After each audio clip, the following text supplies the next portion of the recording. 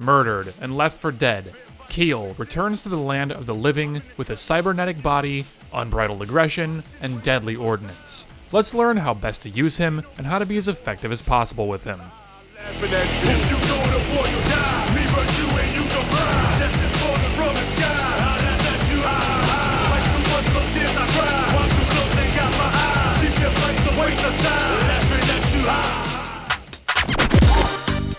Starting with 100 health and a whopping 100 armor, Keel classifies firmly as a heavy champion. With major items like mega health and heavy armor, your life total reaches absurd levels. Not only is your survivability top tier, but your hitbox is among the smallest for heavy champions, not that much bigger than medium champions like Ranger. On top of all that, you've got some of the most offensive abilities in the game, thanks to your ever-present grenade swarm. As always, let's start with movement, then we'll move on to regular strategy. Keel, like all champions in the game, has fundamental VQ3 movement, or vanilla Quake 3. He can strafe jump and circle jump just like everyone else can. As a heavy champion, his air acceleration is the highest in the game, while his base speed is the lowest at 300. If you don't already know how to strafe or circle jump, take a look at the guide linked here to learn your Quake movement fundamentals. Outside of vanilla Quake 3 movement though, Keel doesn't have any special movement mechanics. If you want to do something special in the movement department, you're reliant upon boosting techniques with things like rocket jumping or grenade jumping. To learn how to do either of those things effectively, take a look at the second video linked here that'll take you in depth on that topic. Let's move on to your overall game plan. Keel is slow. Even if you can move well with him, you're going to lag behind your teammates at least a little bit. He's big enough to be an easy LG target, and his ability is useless outside of close to medium range. You generally want to avoid getting yourself into fights across long sight lines, unless you're in a spot where you know that you have enough health to power your way through that fight. To speak more specifically, heavy machine gun battles and railgun battles are generally not in your favor and not advisable. It's not like you can't participate in them, but just be aware that you're gonna have a little bit more rough of a time than a light champion might have. Think of the gap between mega health and power up on Blood Covenant. At that distance, it's going to be a lot harder for you to hit a Nyx than it'll be for her to hit you. Just be aware that if you want to participate in these kinds of fights, you have to be using your stack as a resource, where other champions may not have to. They can use their mobility as a resource to avoid damage. You have difficulties avoiding it. You have to just be thick enough to take it. Where Keel really excels though is in close range fights with the rocket launcher. This is due entirely to his grenade swarm ability, dealing 75 damage on a direct hit. Light and medium champions get deleted in a single blast from a simultaneous rocket and grenade most of the time, and anyone that survives is gonna die to a second rocket or rail. The only champions that can come close to this ability are Ranger and Sorlag, but they can only do it once before their abilities go on cooldown. In Keel's case, he can do this on demand whenever he wants. It's nearly impossible to run out of grenade charges as long as you're not panicking and mashing them out with every single fight. Don't do that. All you need to do when you're beginning is to fire one grenade simultaneously with every rocket that you fire at close range, and you're on track to slap people for a chunky 175 damage for nearly no effort or aim on your part whatsoever. Remember that Keel's grenade swarm has 5 charges. Upon firing one, even though you see a cooldown timer on your screen, you can still fire the other 4 at a decently quick rate of fire. Picking up an hourglass gives you 10% of the total cooldown, not the cooldown of a single grenade. This means that 1 hourglass equals half of 1 grenade. Picking up ammo boxes on the ground will give you 5% of the total cooldown, equal to a quarter of 1 grenade. Ammo boxes often spawn in pairs, making them equivalent to a single hourglass. Add all this up, and you've got oodles and oodles of grenades at your disposal. Anyways, back to our previous topic. The rocket launcher is king on Keel. If you're not using the rocket launcher, I generally would recommend firing your grenades between shots of your weapon instead of at the same time. For example, if you've got a railgun, shotgun, or tri-bolt, consider firing your gun first, then snapping over and shooting a grenade second in between every trigger pull. Alternate between gun, grenade, gun, grenade.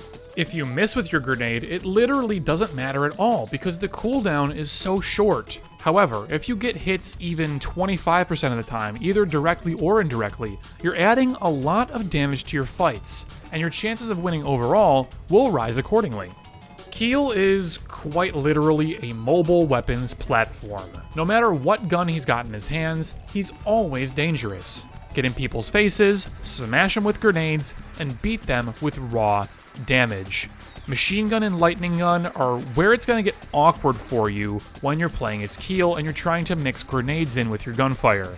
By tracking your opponent with a full auto, hit scan weapon like the machine gun, you're inherently aiming in a way that will cause your grenades to miss every single time. The nail gun is also kind of awkward. It's not necessarily good or bad in this case, since the projectile speed is different from the grenade, but it's really easy to just sneak a grenade in there really quick and not really care, so it's fine, but it doesn't give you the ease of use and the brain-dead nature that a rocket launcher does, which is what we're really after when playing a character like Keel. We don't want to think hard, we want to frag hard, and rocket launcher grenades are what's going to enable us to do that without thinking very hard and hurting our brains. For a starting weapon, I would strongly recommend use the starting shotgun on Keel in most cases, in a casual mode like Deathmatch or Team Deathmatch, just because it's so easy to mix with grenades. The starter nail is not going to be very conducive to using grenades. The starter machine gun, while good for duel and 2v2, and on some maps and some matchups, yada yada, it's not conducive to mashing grenades as a new Keel player. As someone who needs this guide to help learn Keel, I don't feel the machine gun is going to serve you very well. Once you get better at the game, and once you're good enough to not need this guide anymore, then sure, start with a starting machine gun. You're probably going to find some excellent results. You won't have any trouble hitting grenades, but as someone playing Keel for the first time, my feeling is that in Deathmatch and Team Deathmatch, focus hard on the starter shotgun as your starting weapon. And finally, I did want to hit on the lightning gun really quick as well, because the lightning gun does fall into that weird category of being a full auto hit scan weapon, making grenades kind of awkward to aim while aiming with that, but the one saving grace the lightning gun has is the impulse it has, which is the pushing force. With a lightning gun, it's going to happen very often where you start shooting an enemy and they get pinned into a corner, into a wall, against the ceiling, whatever. There's going to be a situation where you pin them, or you get them airborne and you're going to throw them into an arc in the air where they have no input or say in where they're landing. So in those situations, the lightning gun actually pairs very nicely with grenades because you can very easily hit people by pinning them or putting them in an arc, whatever. But that's, again, kind of an exception to the rule. The rule being on a straight, one-on-one fight, you have a lightning gun versus a ranger who you just happen to run into on Blood Covenant in some random room, maybe LG spawn, whatever the case may be. Trying to mix grenades in with your LG is going to be a total crapshoot at best, but if you manage to corner somebody, if you manage to pin somebody, lightning gun plus nades is very nice. While playing Keel, I think it's important to remember that you're not necessarily playing standard Quake. Your fundamentals remain identical, sure, but you get to break the rules of engagement.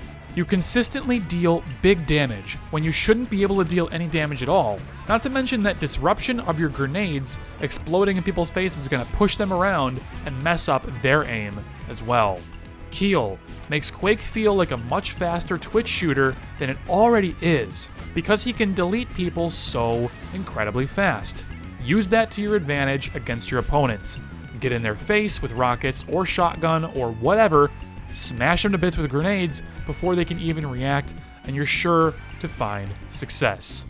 Sometimes champions take a lot of thought and effort to play optimally. Sometimes they have tech on top of tech on top of tech to outplay their opponents. Sometimes they require you to completely relearn your fundamentals. In Keel's case, you don't have any of that.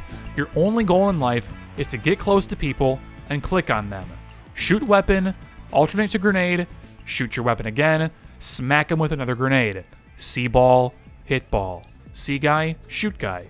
Keel is just straight up fundamental Quake with a low base speed and consistently insane damage output.